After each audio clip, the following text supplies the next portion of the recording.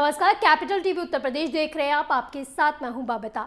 UP चुनावी रण युद्ध के लिए बीजेपी की सेना में एक और योद्धा जुड़ गया है।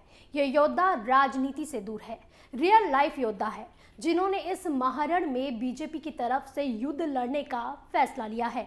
और पार्टी में शामिल होते ही इस योद्धा ने पूर्ववर्ती अखिलेश सरकार एक बड़ा आरोप लगाया है।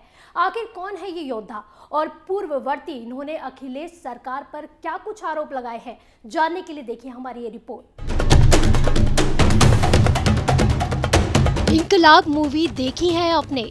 इस मूवी में अमिताभ बच्चन लीड एक्टर होते हैं, जो एक पुलिस वाले होते हैं, लेकिन सरकार के भ्रष्टाचार से परेशान होकर खुद एक राजनेता बन जाते हैं ताकि भ्रष्टाचार को खत्म कर सके। यूपी चुनाव 2022 का रण भी सज चुका है। पार्टियों की तरफ से अपने योद्धाओं का ऐलान किया जा रहा है।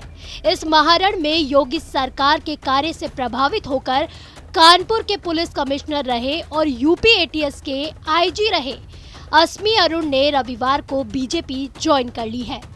यूपी बीजेपी अध्यक्ष स्वतंत्र देव सिंह ने केंद्रीय मंत्री अनुराग ठाकुर की मौजूदगी में उन्हें पार्टी की सदस्यता दिलाई और अब माना जा रहा है कि असीम अरुण कन्नौज से बीजेपी के इस रण में कमान संभाल सकते हैं।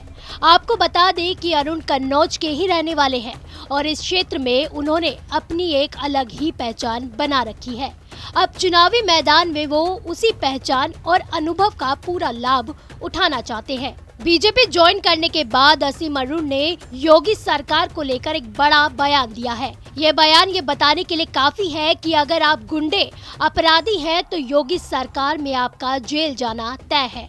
आपको ना तो सीएम बचाएंगे और ना ही कोई मंत्री। दरअसल असीम अरुण ने कहा कि वो पार्टी की विचारों से जुड़कर आ रहे हैं। योगी राज में मेरे पास कभी किसी को छोड़ने ढिलाई देने के लिए बीजेपी कार्यालय या किसी नेता मंत्री का फोन नहीं आया। मैं एटीएस प्रमुख था, तब मैंने बहुत से अपराधियों को गिरफ्तार किया। मैं प्रसन्न हूँ, संतुष्ट हूँ। लोक सेवा का जो मुझे मौका मिला है, इस बयान से आप समझ ही सकते हैं कि पहले की सरकारों में पुलिस कर्मियों पर गुंडों को छोड़ने का दबाव डाला जाता था, लेकिन योगी सरकार में ऐसा नहीं होता है। इसके साथ ही अरुण ने कहा कि बीजेपी सरकार और अन्य सरकार में बहुत ही ज्यादा अंतर रहा है। पिछली सरकारों में अपराधियों को छोड़ने के लिए फोन आता था कि ये अपराधी है पर सुधरने का प्रयास कर रहा है। कई बार सीधे छोड़ने को भी बोल दिया जाता था। उन्होंने कहा कि मेरी 9 साल की सेवा अभी बची हुई थी, लेकिन मैं राजनीति में आ गया। कठिन डगर है पर चलूंगा जरूर। इस मौके पर अरुण में पूर्व मुख्यमंत्री अखिलेश यादव पर भी दलित विरोधी होने का आरोप भी लगाया। उन्होंने कहा कि मैं दलित था, इसलिए अखिलेश ने मुझे सीआरपीएफ का पहला दलित डीजी बनने से रोक दिया। दलितों के भाजपा के साथ आने पर असीम ने कहा कि दोनों के प्रयासों से सामाजिक परिवर्तन हुआ है। कुछ परिवर्तन होने हैं जिसके लिए मैं काम करना चाहता हूँ। भाजपा सबका साथ सबका विकास करने वाली पार्टी है।